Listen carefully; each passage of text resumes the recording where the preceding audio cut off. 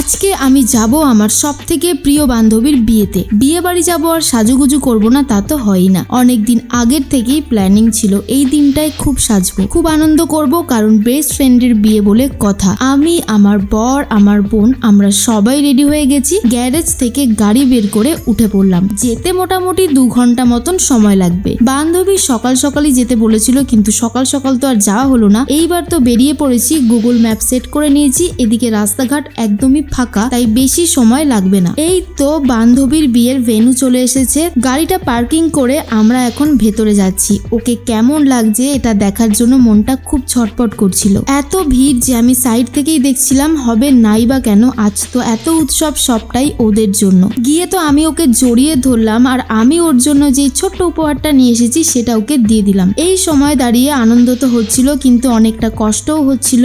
আর আমাদের সেরকম ভাবে দেখা হবে না। আমার থেকে ঠিক কতটা দূরে চলে এসেছে। আসলেই মেয়েদের জীবনটা অনেক কঠিন, সবকিছু ছেড়ে চলে আসতে হয় অন্যের বাড়িতে। যাই হোক, আমি যে ছোট্ট উপহারটা এনেছিলাম সেটা বান্ধবী ওর হাতের আঙ্গুলে পরে নিয়েছে। খুব টেনশন হচ্ছিল আংটিটা হাতের আঙ্গুলে আদৌ হবে কিনা ঠিকঠাক। তো হয়ে গেছে, এটাই অনেক ভালো। আগের থেকেই অনেক প্ল্যানিং ছিল এই দিনটায় ঠিক কি করব। সব প্ল্যানিং সফল না হলেও ফটো আর ভিডিও তোলা থামবে না, কারণ আজকের দিনটা তো শেষ হয়ে যাবে, স্মৃতির পাতায় ফটো আর ভিডিওগুলোই থেকে যাবে।